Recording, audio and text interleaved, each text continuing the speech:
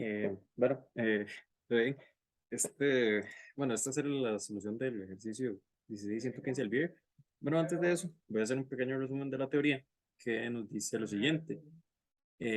No es que es lo siguiente, es un pequeño resumen que vamos a ver la parte de Newton. Recordemos que nosotros en Newton tenemos dos principales ecuaciones, la sumatoria de fuerzas, perdón, en X, bueno, la sumatoria de fuerzas en general,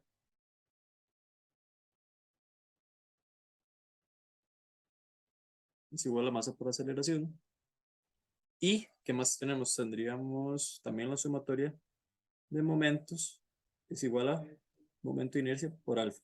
Ahora, más bien, recordemos que nosotros podemos hacer una descomposición en el eje X, que vendría siendo la sumatoria de fuerzas en el eje X, es igual a la masa por la aceleración en X, y la sumatoria de fuerzas en Y es igual a la masa por aceleración en Y. Y también podemos tener en algunos casos que tengamos una trayectoria más bien curvilínea. Recordemos que cuando tenemos una trayectoria curvilínea podemos tener, ¿cómo es que se llama? Un eje tangencial y uno normal.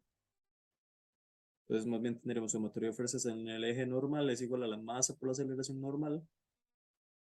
Y la sumatoria de fuerzas en el eje tangencial es igual a la masa por la aceleración tangencial. Aquí es un pequeño detalle, que ya como estamos en cuerpo rígido,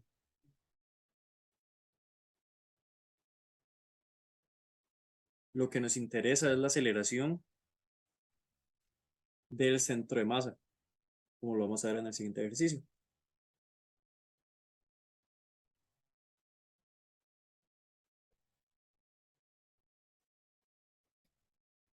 Entonces, siempre que vayamos a tener un cuerpo, normalmente lo que vamos a tener es un cuerpo uniforme. Uniforme quiere decir que su centro de masa, G, coincide con el centro geométrico del cuerpo.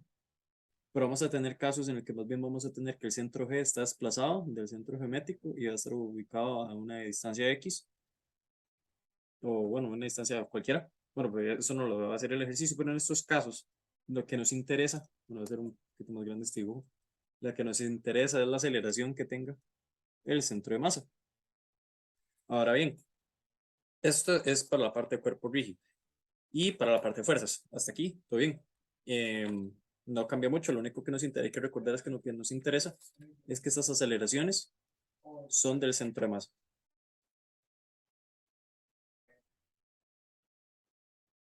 Ahora más bien, ¿qué va a pasar en el caso de la sumatoria de fuerzas? Aquí ya en este caso de la sumatoria de fuerzas nosotros vamos a tener la siguiente situación. Vemos que ya tenemos un momento de inercia que eso va a depender de la forma del cuerpo.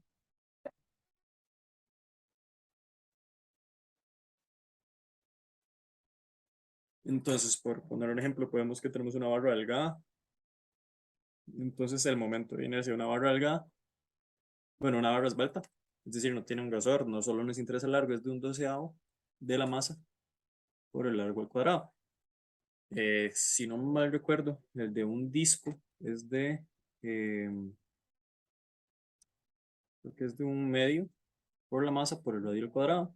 Y así, igual son fórmulas que normalmente se les dan, digamos, para casos normales, generales, y recordemos que estas fórmulas son principalmente para aquellas, aplican solo para cuerpos que tengan su centro de masa en, en su centro de masa coincide con el centro geométrico del cuerpo.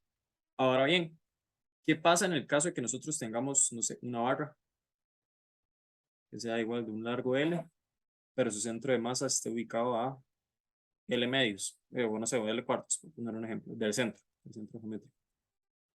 En esos casos nosotros tenemos que usar el teorema de ejes paralelos.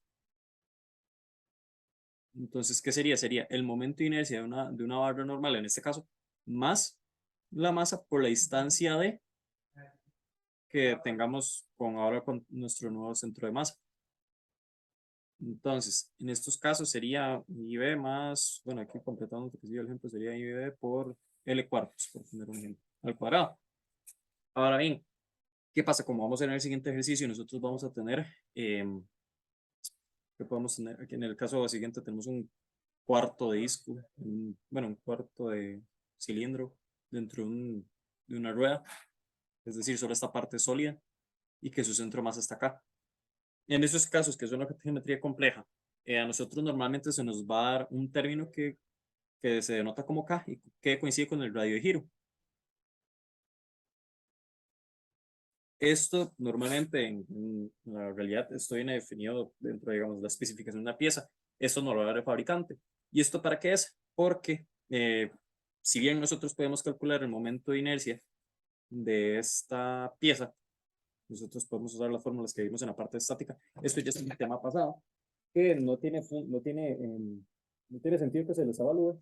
¿Por qué? Porque esto ya es un tema que a ustedes se les evalúa en cursos anteriores. Entonces a ustedes se les va a dar el radio de giro. ¿Y qué hacen ustedes con este radio de giro? Pueden utilizarlo en esta siguiente fórmula.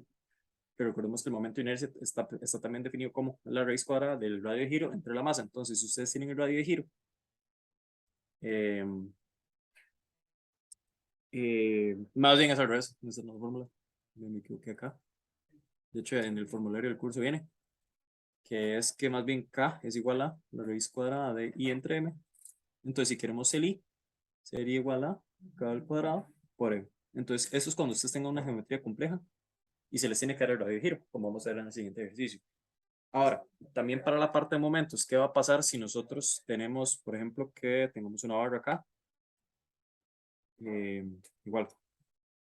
Y no sé, por circunstancias de la vida, bueno, de hecho es un ejercicio que ya se ha realizado, ustedes quieren hacer la sumatoria de momentos en un punto que no sea el centro de masa y tenemos que este cuerpo tiene una aceleración aquí en X, en Y más bien, y aquí otra en X, y vamos a tomarlo desde el punto O. Vamos a hacer sumatoria de momentos con respecto al, al punto O. Entonces vamos a decir que la sumatoria de todos los momentos con respecto de O son igual a la sumatoria de todos los momentos cinéticos e inerciales con respecto de O.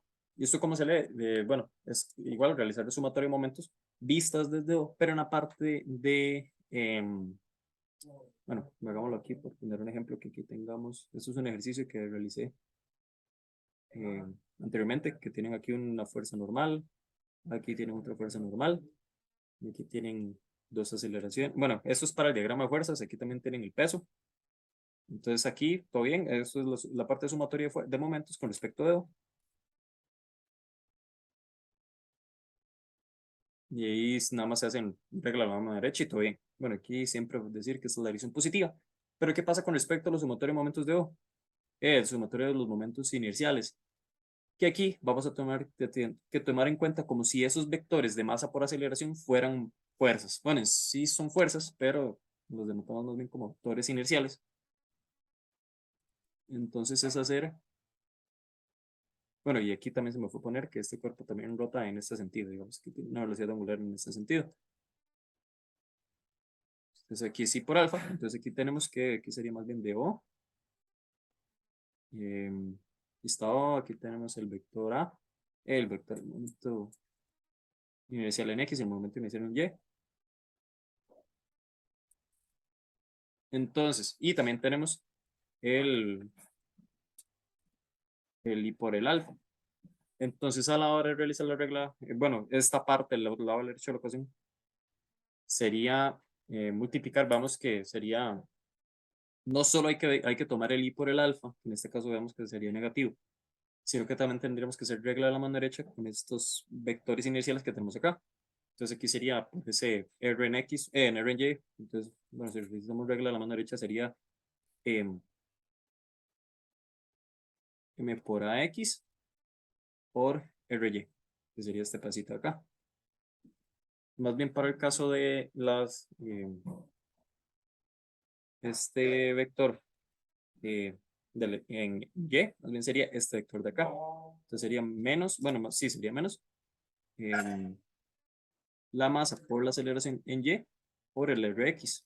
Entonces, esto es un caso en que ustedes realicen la sumatoria de momentos con respecto de un punto que no sea el centro geométrico. Si hubiera sido con respecto al centro geométrico, igual nada más no tendrían que tomar en consideración estos vectores, porque recordemos que fuerzas o que sean aplicados en el en el eje de rotación, no me generan momentos. Pero en casos que ustedes tengan que tomar un punto que sea diferente al centro de masa del cuerpo, o el eje, sí, el centro de masa, van a tener que tomar en consideración estos vectores inerciales. Y no solo el momento I por alfa. Entonces ese sería como el pequeño repaso de teoría. Y ya lo vamos a ver un poco más con un ejercicio.